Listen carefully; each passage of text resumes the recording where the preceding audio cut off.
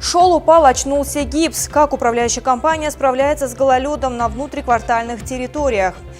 Практически каждый третий брак в Сибае распадается. О другой статистике ЗАГСа в материале Екатерины Марочкиной. Успешное начало года для сибайских спортсменов. Копилку достижений пополнили юные теннисисты. А теперь об этом и другом более подробно в эфире выпуск новостей. В студии Диана Кириллова. Здравствуйте.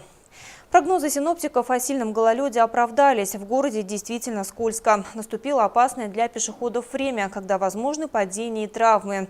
Безопасность горожан в какой-то степени зависит и от работы дворников. О том, как справляются с сезонными напастями работники общества с ограниченной ответственностью ИРКЦ, в нашем следующем сюжете.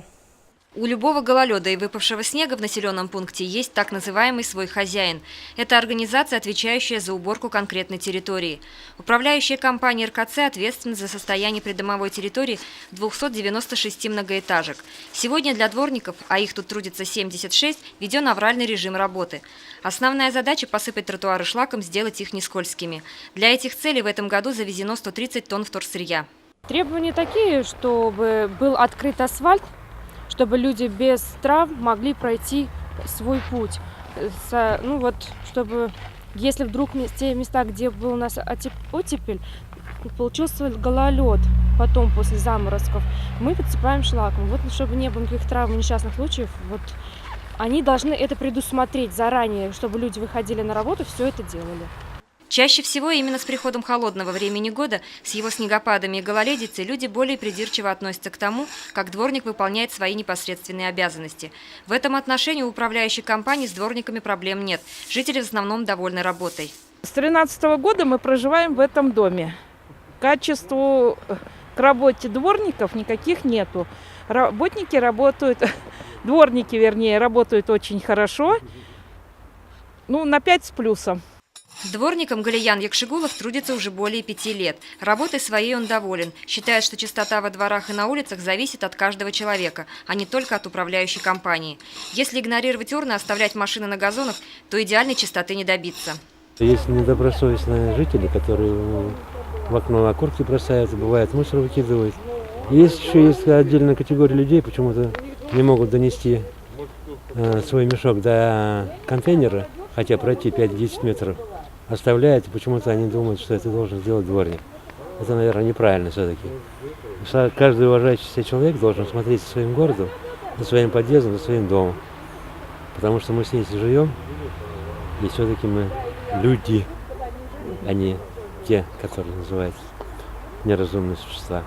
Управляющая компания призывает жителей быть заинтересованными в состоянии своего двора. В частности, каждый может позвонить ЖЭУ и сообщить об опасном участке, гололеде либо той или иной проблеме, возникающей на прилегающей к дому территории. Ирина Оренбургина, Айгуль Хамитова, Радмира Сингулов, Гульгина Раскильдина, телекомпания СТВ. В Башкортостане сегодня на каждую 1000 браков приходится 618 разводов. Таковы неутешительные данные Башкортостанстата по итогам минувшего года. Является ли статистика Сибайского ЗАГСа такой же невдохновляющей, узнавала Екатерина Марочкина. Одной из самых первых организаций, учрежденных в стране после Октябрьской революции, стал орган записи актов гражданского состояния. ЗАГС в Сибае функционирует с 1946 года. На сегодняшний день его здание в числе лучших по республике, с прекрасным национальным убранством зала для торжественной регистрации брака. И уже на протяжении 7-летнего периода городским ведомством заведует Айгуль Бухарбаева, которая становится свидетелем самых прекрасных моментов из жизни влюбленных в новом качестве мужа и жены. За 2017 год Сибайским отделом ЗАГС было составлено 436 актов о заключении браков, выдано 796 свидетельств о рождении детей. Наперерез позитивной статистики официально зарегистрированных семейных союзов около 268 записей актов о расторжении брака. Как свидетельствует учет, 57 жителей нашего города были недовольны своими фамилиями и именами, так как именно такое количество обратилось в отдел за сменой своих инициалов. Больше 100 записей об установлении отцовства и 9 записей о усыновлении или удочерении радуют, что детей, не знающих главных слов «папа» и «мама», стало меньше. Что примечательно, за 2017 год наглядно растет динамика. Рождаемость в нашем городе превышает смертность. Анализируя демографическую ситуацию, сравнивая ее с 2016 годом, надо отметить, что, к сожалению, в прошлом году зарегистрировано почти на 200 актов меньше. Но радует количество заключений браков. Дело в том, что с 2013 года шло уменьшение количества заключений браков, и в 2017 году наконец-то пошел рост. И несмотря на то, что это всего лишь на 20 браков больше, чем в предыдущем году, но это значит, что в этих семьях появятся дети. 4 года назад появилась чудесная традиция. Городской отдел ЗАГС в торжественной обстановке чествует каждого тысячного новорожденного. Но, к сожалению, в 2016 году в городе родилось всего 988 детей, что на 192 ребенка больше, чем в 2017. Работники ЗАГСа надеются, что благодаря республиканской финансовой поддержке и увеличению пособий на федеральном уровне традиция в текущем году возродится. Есть еще одно мероприятие, которое укрепляет семейные ценности и пропагандирует институт семьи. Уважаемые юбиляры супружеской жизни, объявление для вас. Кто в этом 2018 году празднует свое 50, 60, 70 и 75-летие совместной жизни, мы просим позвонить в отдел ЗАГС города Сибай. 2018 год в республике объявлен годом семьи, что является отличным поводом для влюбленных пар зарегистрировать свои отношения. Екатерина Марочкина, Алик Кадыров, Любовь Карпова, телекомпания СТВ. Государственная поддержка по увеличению пособий при рождении первенства, а также увеличению МРОД пришлось как нельзя кстати в свете объявленного в Башкортостане года семьи. Между тем, именно союзы, воспитывающие одного или более детей, являются наиболее уязвимыми в социальном плане. Помочь им призваны мероприятия, которые на этот год запланированы Юго-Восточным межрайонным центром социальной помощи семье и детям. На территории нашего региона проходит первый этап реализации концепции государственной семейной политики на период вплоть до 2025 года. В рамках программы под контролем Юго-Восточного межрайонного центра социальной помощи семье и детям каждую последнюю субботу месяца на постоянной основе будут проходить мероприятия, которые помогут жителям города воспользоваться услугами социальной поддержки и решить свои проблемы. Первым мероприятием этого года в городе Сибай мы хотели бы организовать субботу, семейную субботу. Именно в субботу в средствах массовой информации объявление еще будет. По многим точкам нашего города будут организованы различные мероприятия. Это мастер-классы, тренинги какие-то, мини-тренинги, развлекательные мероприятия для детей, мастер-классы для родителей, лекции для родителей. Будут работать психологи, логопеды и так далее. И координатором вот этого большого мероприятия по городу будет являться наша организация. В мероприятиях будут задействованы несколько городских площадок, но крупнейшей станет Центр детского творчества, где специалисты социальной службы на бесплатной основе организуют консультирование или содействие в разрешении трудных ситуаций. Также будут организованы мастер-классы для детей всех социальных категорий и отдельные занятия для их родителей.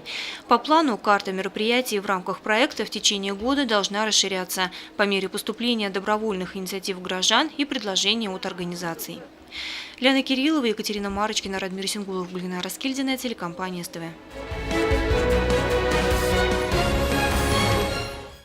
И новости спорта. Начало года для сибайских спортсменов-школьников с доблестью отстоявших интересы города на республиканском первенстве по настольному теннису поистине стало успешным. Ребята привезли с региональных соревнований призовые места в своих возрастных категориях. Настольный теннис, казалось бы, незамысловатый вид спорта.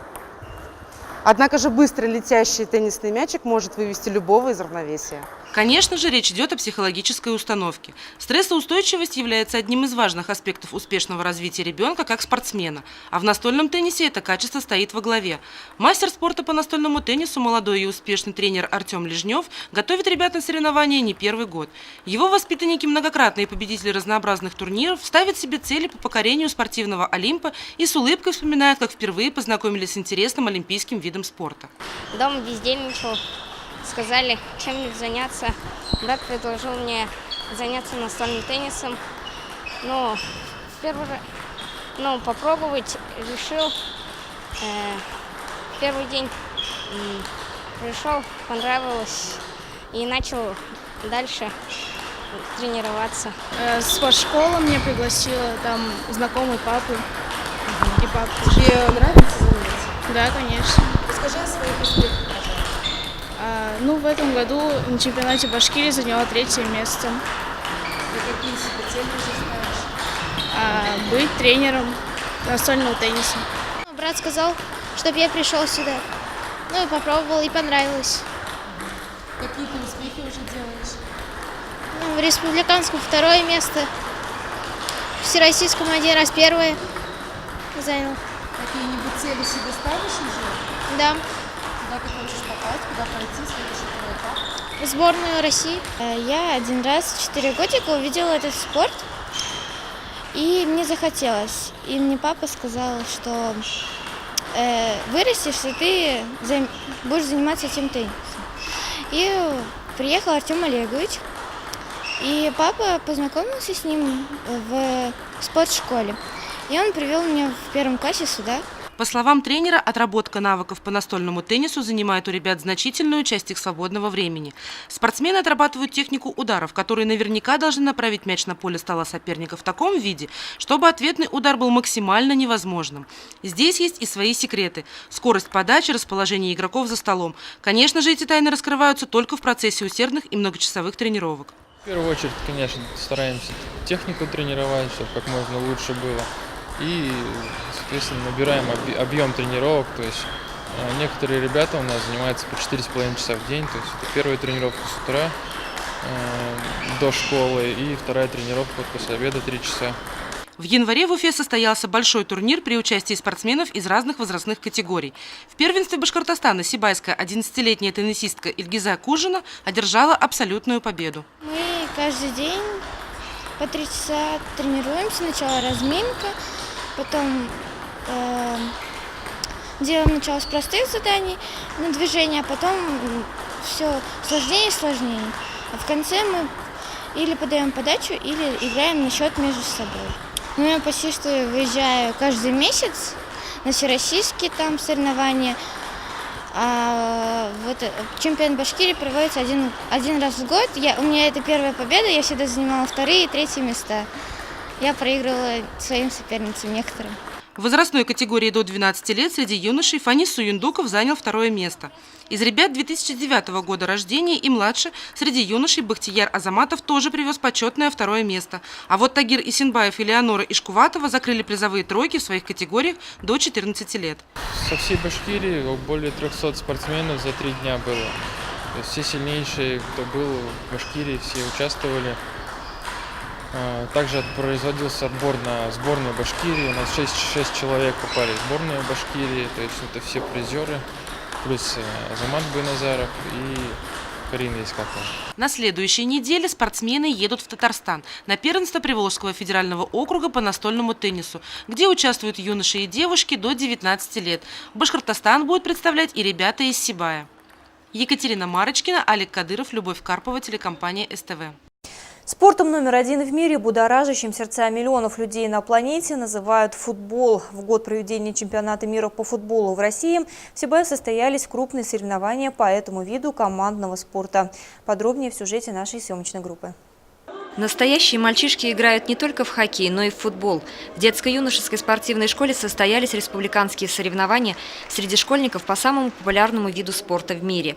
Это финал первенства Башкортостана по мини-футболу среди юношей 2004-2005 годов рождения, результаты которого пойдут в зачет 20-й спартакиады республики и включены в рамки общероссийского проекта «Мини-футбол в школу». Победитель данных соревнований едет на первенство России защищать честь нашей республики. Хочу уточнить еще, что соревнования это проходит между школ, то есть участвует только одна школа, имеет право, такое положение. Вот, значит, у нас в Сибае здесь собрались победители зон, которые проходили по всей Башкирии. В результате до нас доехало 9 команд, в том числе и наша сибайская. Игры мы проводим следующим образом. Мы по жребию разделили все команды на 3 подгруппы, и у нас победители своих подгрупп выходят в финальную часть, и одна команда по лучшим показателям со 2-м местом 4-й командой добирается. Команда у нас, 4 команд у нас, которые играют в полуфинальной части, между собой крест-накрест играют, выявляют победителя полуфинальных пар. Затем у нас победители играют в финальную игру, а проигравшие за 3-й, 4-й. И также остальные команды в соответствии с занятыми местами будут разыгрывать места с 5 по 9. В течение 3 дней шли зрелищные футбольные сражения между командами, среди которых участники из Мелеуза, Межгорья, Советского района города Уфы, Мечетлинского, Хайбулинского и Буздякского районов. Наш город представляла сборная школы номер 12. И пока сибайские парни сражались на футбольном поле, мы пообщались с гостями турнира, победителями своих зон. Мы приехали из города Межгорья, представляем команду «Спортивная смена» города Межгорья. Представляем нашу вторую школу. Футболом занимаюсь я давно, с садика еще, занимаюсь около 8 лет. Играю на позиции нападающего, вроде выигрываем. Мы приехали из Хайбулинского района, села Акер. Футболом я занимаюсь где-то 5-й год. Мы очень любим играть в футбол. Меня зовут Рома, его зовут Гарик. Мы приехали, получается, побеждать, но планы не сбылись, и у нас, так сказать, не получилось. Мы очень хотим уйти красиво, поэтому должны выиграть последнюю игру. По завершению юношеского финала здесь пройдут аналогичные игры по мини-футболу и среди девушек. Прекрасную половину человечества будет представлять 10 команд-победителей, среди которых и девушки из Сибайской школы номер 7. Ирина Оренбургина, Радмир Асингулов, Гульгина Раскельдина, телекомпания СТВ. И это вся информация на сегодня. Хороших вам новостей и всего доброго. Увидимся.